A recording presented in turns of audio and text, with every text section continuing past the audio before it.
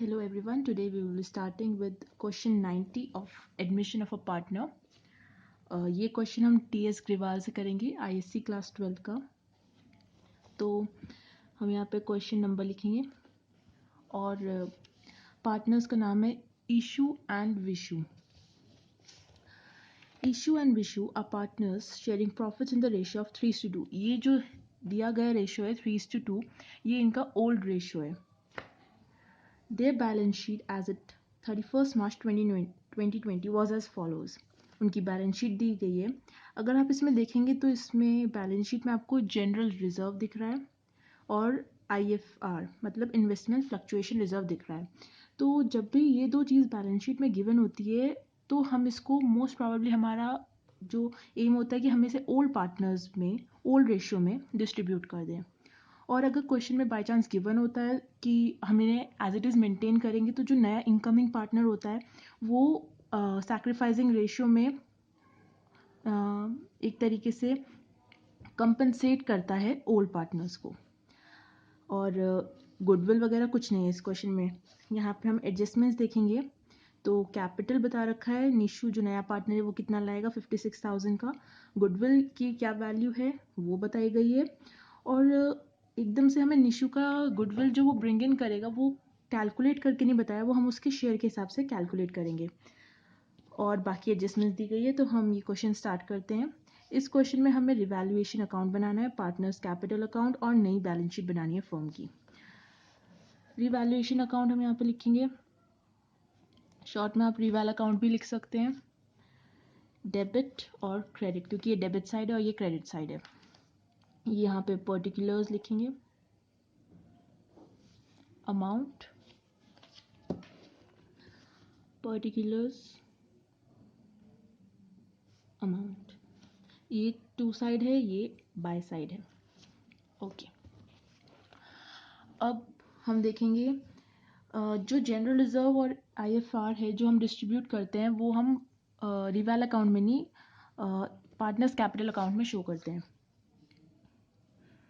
तो फर्स्टली हम इसमें बैलेंस शीट से हम कुछ भी नहीं लिखेंगे, इसमें हम एडजस्टमेंट्स में से लिखेंगे। एडजस्टमेंट, पहली एडजस्टमेंट कैपिटल की वो पार्टनर्स कैपिटल अकाउंट में शो होगी, दूसरी गुडविल की है वो भी पार्टनर्स कैपिटल अकाउंट में शो होगी, तीसरी जो है प्लांट एंड मशीनरी, ये हम यहाँ पे नोट करेंगे। इसमें है एप्रिशिएटेड, एप्रिशिएटेड मतलब इंक्रीज करेंगे उसकी वैल्यू। प्लांट एंड मशीनरी हमारी एक एसेट है और जब हम एसेट की वैल्यू इंक्रीज करते हैं तो वो डेबिट होती है, लेकिन वो इसकी क्रेडिट साइड में आएगी क्योंकि एंट्री जो होगी जर्नल एंट्री हमारी वो होगी plant and machinery account debited to revaluation account. So हम यहाँ पे लिखेंगे प्लांट एंड मशीनरी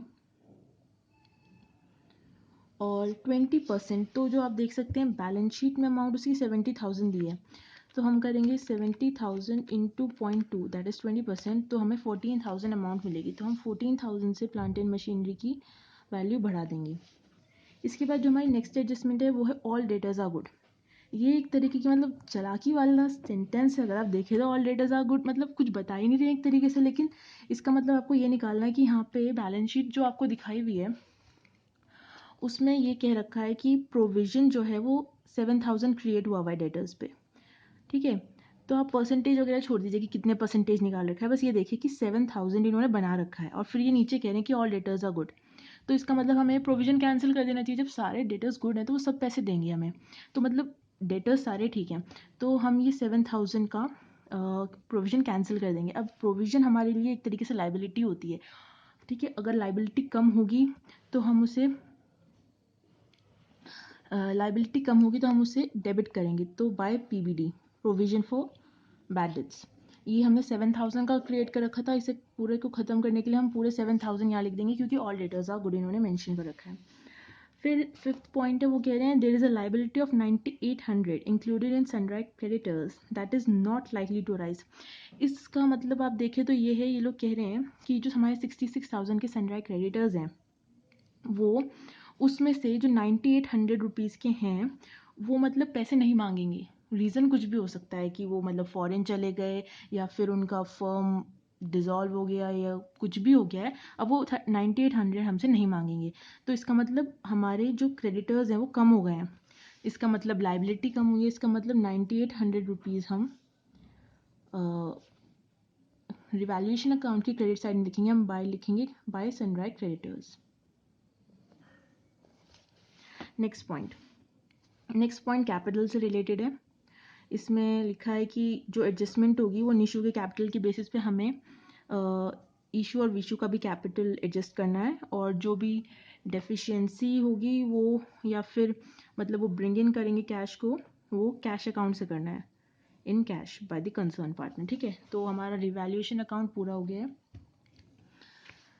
हम टोटल कर लेते हैं 14,000 प्लस 7,000 प्लस 9,800, 30,800 से ये वाली साइड डेफिशिएट है तो हम यहाँ पे लिख देंगे और लिखेंगे to balance, no not to balance, हम लिखेंगे ये प्रॉफिट हुआ है हमारा क्रेडिट साइड में तो लिखेंगे टू प्रॉफिट ट्रांसफर्ड। इसके बाद हम इसे ओल्ड पार्टनर्स में ओल्ड रेशियो में डिस्ट्रीब्यूट करेंगे, तो ओल्ड पार्टनर्स का नाम है इशू और विशु। 3:2 में जब हम इसे डिस्ट्रीब्यूट करेंगे इंटू 3/5 तो 18,480 इशू को मिलेंगे, और माइनस अगर हम इसमें से कर दें 30,800 तो 12,320 विशु को मिलेंगे। उसके बाद हम यहाँ पे टोटल कर देंगे 30,800 का, और इस तरफ भी हम टोटल कर देंगे 30,800 का, और फिर हम ये अकाउंट क्लोज कर देंगे। क्लोज करने के लिए ऊपर सिंगल लाइन टोटल के और नीचे डबल लाइन होती है, इससे अकाउंट क्लोज हो जाता है। बोर्ड्स में इसके मार्क्स मिलते हैं। ओके, अब आगे हमें पार्टनर्स कैपिटल अकाउंट बनाना है, तो हम यहाँ पे लिखेंगे पार्टनर्स कैपिटल अकाउंट। फिर से हमारी डेबिट साइड ये है और हमारी क्रेडिट साइड ये है। यहाँ पे हमारे पर्टिकुलर्स, यहाँ पे हम तीनों पार्टनर्स का नाम, एक चीज़ यहाँ पे जो मतलब ध्यान देने वाली बात है वो ये है कि पार्टनर्स का नाम मतलब सीक्वेंस चेंज नहीं होना चाहिए। जैसे इन्होंने क्वेश्चन में दिया इशू एंड विशु, तो पहले इशू आएगा, उसके बाद विशु आएगा, और फिर जो न्यू पार्टनर है वो आएगा जो कि निशु है। उसके बाद फिर से पर्टिकुलर्स ये क्रेडिट साइड है, यहाँ पे भी सेम रहेगा पार्टनर्स का नेम का सीक्वेंस निशु। ठीक है, ये टू साइड है, ये बाय साइड है। अगर आप स्टार्टिंग में लिख लेंगे तो आपको बाद में कन्फ्यूजन नहीं होगा। अच्छा, अब देखिए यहाँ पे सबसे पहले बाय बैलेंस ब्रॉट डाउन आएगा। बाय बैलेंस ब्रॉट डाउन वो होता है जो हमें बैलेंस शीट में ऑलरेडी दिया हुआ होता है। हमें इशू और विशु का दे रखा है तो हम वो लिख लेंगे उनके रिस्पेक्टिव कॉलम्स के अंदर, 1,19,000 और 1,12,000। इसके बाद हम नए पार्टनर जो कैपिटल लाएगा वो लिखेंगे। यहाँ पे अमाउंट दी गई है कि 56,000 निशु लेके आएगा। ठीक है, और करंट अकाउंट से लाएगा, कैश से लाएगा या बैंक से लाएगा वो मेंशन नहीं किया हुआ है। तो हम क्वेश्चन में रेफरेंस देखेंगे कि यहाँ पे बैंक अकाउंट दिया हुआ है, कैश एट बैंक, मतलब बैंक में जो अमाउंट है, तो हम बाय बैंक लिखेंगे क्योंकि एंट्री होगी bank account debited to Nishu's capital account. अगर क्वेश्चन में कैश होता तो हम कैश अकाउंट लिखते, तो ये जो डेबिट हुआ है अकाउंट वो लिख रहे हैं हम यहाँ पे, तो बैंक डेबिट हुआ क्योंकि इस उसमें फर्म के पास बैंक में अकाउंट है, वो कैश नहीं रखा हुआ है उन्होंने। तो ये 56,000 की अमाउंट हम यहाँ पे लिख देंगे। उसके बाद नेक्स्ट पार्ट है goodwill of the firm is valued at 84,000, मतलब जो फर्म की जो टोटल गुडविल है वो 84,000 की है, and Nishu will bring his share of goodwill in cash. अच्छा, निशु लड़का है, तो फिर यहाँ पे देखें तो निशु का जो शेयर है हमें बताया गया कि 1/6 शेयर है उसका, तो हम क्या करेंगे 84,000 इंटू 1/6 करेंगे, मतलब डिवाइड भी कर सकते हैं 6 से, तो 14,000 उसे गुडविल लानी है, वो उसका शेयर है, तो हम लिख देंगे बाय प्रीमियम फॉर गुडविल होता है ये, फॉर गुडविल। अच्छा, अब प्रीमियम फॉर गुडविल में ये 14,000 जो ला रहा है ये पार्टनर्स की सैक्रिफाइसिंग रेशियो में डिस्ट्रीब्यूट होती है। एक प्रीमियम ही होती है जो सैक्रिफाइसिंग रेशियो में डिस्ट्रीब्यूट होती है, लेकिन क्योंकि हमें सैक्रिफाइसिंग रेशियो नहीं दिया है और न्यू रेशियो भी हमें नहीं पता है, इसका मतलब ओल्ड रेशियो सैक्रिफाइसिंग रेशियो के इक्वल होगा। तो इस केस में ओल्ड रेशियो 3:2 है, तो सेम रहेगा न्यू सैक्रिफाइसिंग रेशियो से, तो हम इसको इंटू 3/5 कर देंगे 8400 और माइनस 14,000 जो कि उसे लानी अमाउंट 5600। ओके, नेक्स्ट पॉइंट हमारा है all debtors are good plant and machinery, वो हम कर चुके हैं। देयर इज अ लायबिलिटी, ये भी हो चुका है। कैपिटल वाला पॉइंट सबसे लास्ट में आएगा।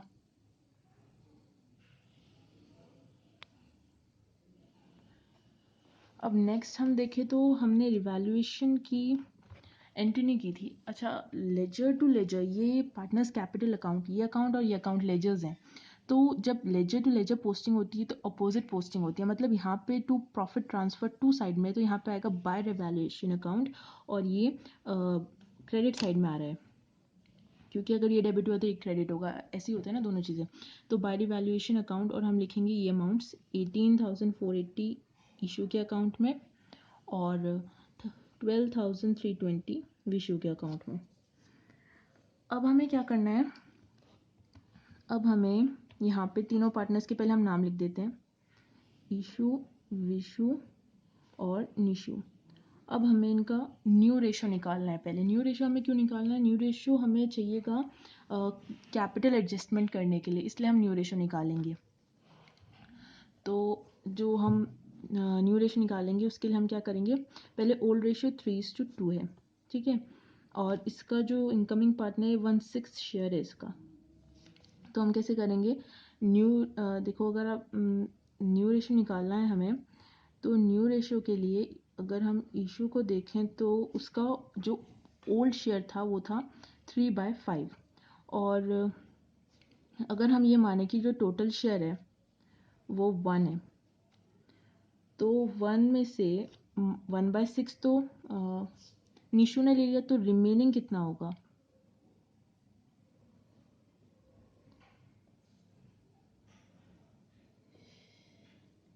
रिमेनिंग हमारा होगा 1 - 1/6 मतलब 5/6। तो हम इशू का जो शेयर होगा वो रेशो उतना ही रहेगा, 3/5 इंटू 5/6 रेशो उतना ही रहेगा, बस 5/6 का हो जाएगा वो रेशो। तो ये जो 3/5 अब शेयर होगा रेशो उतना ही रहेगा पर 5/6 का हो जाएगा। तो 3/5 अगर आप देखें तो आप 5/5 काट सकते हो, 1/2 ये आ जाएगा। सेम वे अगर हम विशु का करें तो उसका था 2/5 ओल्ड रेशो, अब रिमेनिंग में से 5/6 में से उसे मिलेगा, तो ये 5/5 कैंसिल, 2 1 3 1/3। और जो इनकमिंग पार्टनर है निशु, उसका ऑलरेडी 1/6 हमें गिवन है, ठीक है, उसका हमें 5/6 इंटू करने की ज़रूरत नहीं है। तो अगर हम देखें 1/2 1/3, तो हम 1/6 मतलब 6 हमें डिनोमिनेटर आ जाए इसलिए हम मल्टीप्लाई कर देते हैं। इसको किससे करेंगे, इसको 3 से करेंगे, जब नीचे हम 3 से करेंगे तो ऊपर भी 3 से करेंगे, इसको 2 से करेंगे ऊपर भी 2 से, तो ये हो जाएगा 3/6 और ये हो जाएगा 2/6। इसका मतलब जो हमारा न्यू रेशो आ रहा है वो आ रहा है 3:2:1, ठीक है। अब अगर हम देखें तो ये 3:2:1 में ये 1 शेयर के लिए कितना कैपिटल लेके आ रहा है, 1 शेयर के लिए निशु 56,000 कैपिटल लेके आ रहा है। तो अगर ये 56,000 ला रहा है तो इसका मतलब 2 शेयर के लिए कितना होगा, सिंपल है, 56,000 इंटू 2 कर देंगे तो ये आ जाएगा 1,12,000।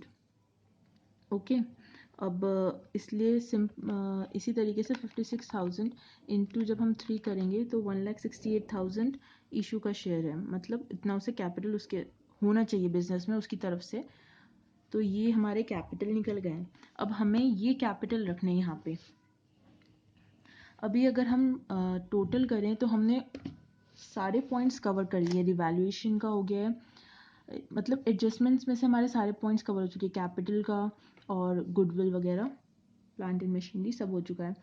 अब हम बैलेंस शीट में देखेंगे। बैलेंस शीट में हम देखें तो मैंने बताया था जनरल रिजर्व और इन्वेस्टमेंट फ्लक्चुएशन रिजर्व, ये पार्टनर्स कैपिटल में इसकी एडजस्टमेंट होती है। तो एडजस्टमेंट्स कैसे होगी, जनरल रिजर्व यहाँ पे हम लिख देंगे बाय जनरल रिजर्व, ये एक मतलब एक्यूमुलेटेड प्रॉफिट भी कह सकते हैं आप, कि जो अब नए पार्टनर के आने से पहले ओल्ड पार्टनर्स डिस्ट्रीब्यूट करवाना चाहते हैं इसे, ताकि उनके पैसे उन्हीं को मिल जाए। 10,000 की अमाउंट है और 3:2 मतलब 6,000 और 4,000 हम ये डिस्ट्रीब्यूट कर देंगे 3:2 के रेशो में। और इन्वेस्टमेंट फ्लक्चुएशन रिजर्व का हम लिखेंगे बाय IFR शॉर्ट फॉर्म में, फुल यहाँ पे फिट नहीं आएगा क्योंकि 4,000 ये है इन्वेस्टमेंट फ्लक्चुएशन रिजर्व। लेकिन अगर हम देखें तो बैलेंस शीट में एक चीज़ ये मेंशन कर रखी है कि इन्वेस्टमेंट 21,000 की है पर मार्केट वैल्यू उसकी 19,000 हो चुकी है, मतलब हमने 21,000 पे खरीदी थी पर अब उसकी वैल्यू 19,000 हो चुकी है, तो हमें 2,000 का लॉस हुआ है, ठीक है। तो ये जो 2,000 का लॉस है ये हमने इसका रिजर्व भी बना रखा है कि अगर इन्वेस्टमेंट की वैल्यू बढ़ती है घटती है तो मतलब हम उठा सकें ये नुकसान। तो फिर 19,000 हो गई है तो 2,000 इन्वेस्टमेंट फ्लक्चुएशन रिजर्व में से हम निकाल देंगे। तो हम 2,000 इन्वेस्टमेंट फ्लक्चुएशन रिजर्व में से माइनस कर देंगे, मतलब वो 4000 का था, अब उसकी जो वैल्यू है वो 2000 की रह जाएगी। तो ये जो 2000 है इसको अब हम डिस्ट्रीब्यूट करेंगे ओल्ड पार्टनर्स में, ओल्ड रेशियो में, मतलब 3:2 में। सो अगर हम 2000 का निकालें तो 2000 इंटू 3/5, 1200 एंड 800 वैल्यू आएगी। ये हम इन दोनों पार्टनर्स के अकाउंट में डेबिट कर देंगे। अब अगर हम देखें तो अब और कोई मतलब एडजस्टमेंट नहीं बची है, ना ही बैलेंस शीट में ऐसा कुछ है जो हमें डिस्ट्रीब्यूट करना है। तो अब हम टोटल करेंगे। तो अभी हम पहले इशू का टोटल करते हैं। ये आएगा 1,19,000 प्लस 8,400 प्लस 18,480 प्लस 6,000 और 1,200। टोटल आ रहा है 1,53,080। जबकि जो हमने ये निकाला है न्यू रेशो, उसके हिसाब से 1,68,000 होनी चाहिए, मतलब इतना उसने इन्वेस्टमेंट कर रखा होना चाहिए बिजनेस में। तो 1,53,080 माइनस हम करेंगे 1,68,000, ये नेगेटिव आएगा पर अभी हम समझने के लिए कर रहे हैं, 14,920, मतलब इतनी अमाउंट से और इन्वेस्ट करनी है बिजनेस में। तो जब उसे इन्वेस्टमेंट करनी होगी तो हम उसके अकाउंट में पैसे डालेंगे। और क्योंकि क्वेश्चन में मेंशन कर रखा है कि कैश से होनी चाहिए, सी यहाँ पे लास्ट पॉइंट में लिखा है एनी एक्सेस और deficiency will be made by withdrawing और ब्रिंगिंग इन कैश, मतलब हमें कैश से ट्रांजैक्शन करनी है। तो हम यहाँ पे लिखेंगे बाय कैश और इतनी अमाउंट हमने इशू के अकाउंट में डाल दी है। तो हमारा जो बैलेंस कैरी डाउन आ जाएगा वो ये आ जाएगा, पर अभी हम नहीं लिख रहे हैं क्योंकि अभी हम विशु का टोटल देखेंगे। तो विशु का आएगा 1,12,000 प्लस 5,600 प्लस 12,320 प्लस 4,000 प्लस 800, ये आ रहा है 1,34,720। जबकि हमें सिर्फ 1,12,000 चाहिए, तो हम उसे कहेंगे अपने एक्सेस पैसे वापस ले जाओ। मतलब हम इसमें से 1,12,000 माइनस कर देंगे। ये जो अमाउंट आ रही है ये हम विशु के डेबिट साइड में लिखेंगे, पार्टनर्स कैपिटल अकाउंट के 22,720 हम लिखेंगे टू कैश, उसने निकाल लिया, विड्रॉ कर लिया ये अमाउंट।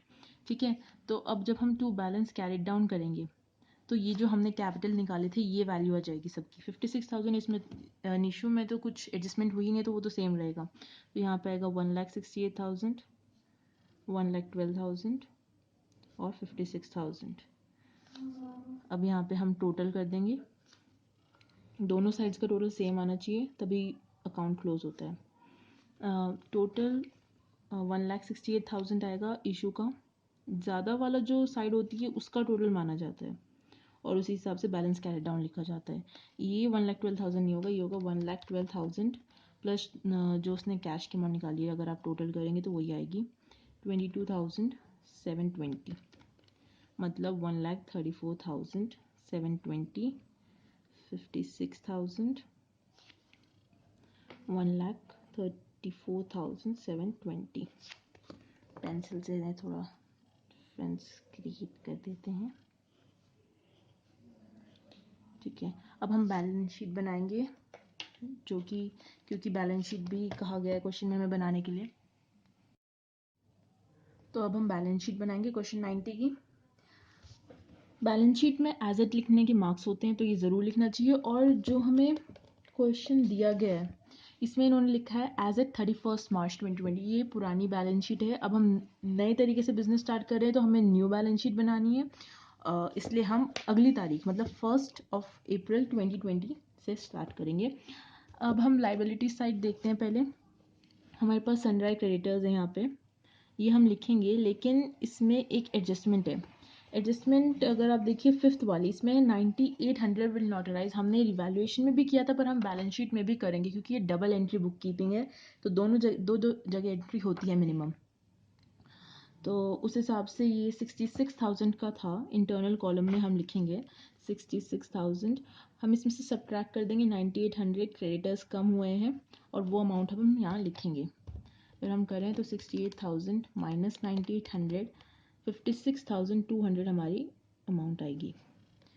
उसके बाद है जनरल रिजर्व, वो हमने डिस्ट्रीब्यूट कर दिया था, वो खत्म हो चुका है, उसकी हम कोई वैल्यू नहीं लिखेंगे। सेम इन्वेस्टमेंट फ्लक्चुएशन रिजर्व के साथ है।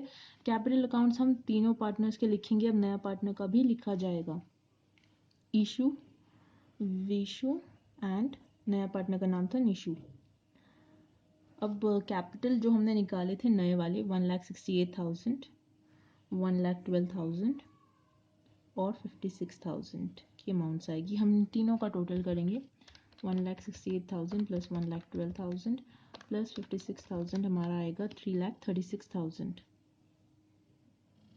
ओके, इसके बाद हम करेंगे एसेट साइड का टोटल।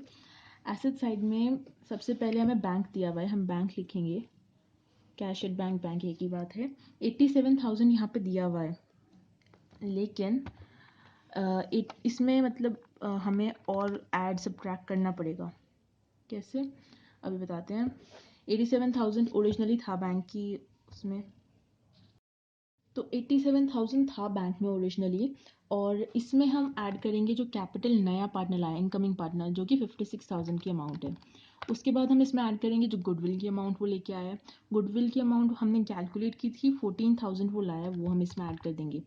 और उसके बाद जो हमने एडजस्टमेंट की थी जब कैपिटल की, तो इशू कैपिटल लाया था 14,920 का, वो हम इसमें ऐड कर देंगे।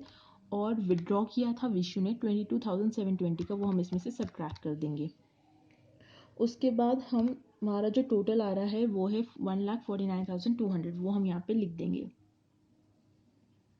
और हमारे जो डेटर्स हैं, सनड्राइड डेटर्स, ये अमाउंट आप देखें तो इन्होंने 42,000 दे रखी है, और 7,000 इन्होंने प्रोविजन माइनस कर रखा है। पर थर्ड पॉइंट में, आई मीन फोर्थ पॉइंट में, इन्होंने कहा ऑल डेटर्स आर गुड, तो हमने प्रोविजन कैंसिल कर दिया था, मतलब हटा दिया था। तो अब हम उसे प्रोविजन को वापस, हमारी एसेट भर गई है वापस से ऑल डेटर्स आर गुड की वजह से। 42,000 में 7,000 हम ऐड कर देंगे, और ये अब हम अमाउंट 49,000 की यहाँ पे लिख देंगे। अब अगला जो पॉइंट है एसेट्स में वो है इन्वेस्टमेंट का। इन्वेस्टमेंट की अब मार्केट वैल्यू 19,000 हो चुकी है, तो हम वही लिखेंगे। बिल्डिंग की 19,000 और प्लांट एंड मशीनरी में हम एप्रिसिएशन लगाएंगे 20% का। तो इन्वेस्टमेंट आ गई 19,000 की। फिर बिल्डिंग हमारी एज इट इज़ आएगी, उसमें कोई चेंज नहीं है उसके अमाउंट में, ये 98,000। और प्लांट एंड मशीनरी हमने अप्रिशिएट की थी रिवैल्यूएशन अकाउंट में, ओरिजिनली इसकी वैल्यू 70,000 की है, पर ऐड हमने इसमें 14,000 किए थे। 20% से 14,000 आ रही है वैल्यू, तो हम 14,000 इसमें ऐड कर देंगे। लाइन ड्रॉ करना होता है ये यहाँ पे। और अब इसकी वैल्यू जाएगी 84,000। ठीक है, इसके बाद और कोई एडजस्टमेंट नहीं है यहाँ पे जो हमें मेंशन करनी होगी, तो हम इसका टोटल करेंगे। अब हम दोनों साइड्स का टोटल करेंगे, तो ये 3,36,000 प्लस 56,200 हमारा 3,92,200 टोटल आ रहा है। हमारा दोनों तरफ का टोटल एसेट्स और लाइबिलिटीज़ का सेम होना चाहिए। अब हम इसमें से अगर एसेट माइनस करें, मतलब 3,92,200 में से हम 1,49,200 माइनस 42,000 माइनस 19,000 माइनस 98,000 और माइनस 84,000 करें तो ज़ीरो आ रहा है, मतलब टोटल सेम है इधर का और इधर का। बैलेंस शीट को बंद करने के लिए, आई मीन अकाउंट को क्लोज करने के लिए, ऊपर सिंगल लाइन नीचे डबल लाइन, ये इंपॉर्टेंट है, अकाउंट क्लोज होना चाहिए हमेशा। Okay, thank you so much for watching. और अगर आपको ये वीडियो अच्छी लगे तो लाइक करें, शेयर करें और सब्सक्राइब करें। और आपको जिस भी क्वेश्चन, जो भी क्वेश्चन डिफ़िकल्ट लगे, टी.एस. ग्रेवाल का हो या डी.के. गोयल का हो, मतलब बुक्स के नाम है ये, तो आप नीचे कमेंट बॉक्स में मेंशन कर सकते हैं, वो क्वेश्चन सॉल्व हो जाएगा। Thank you.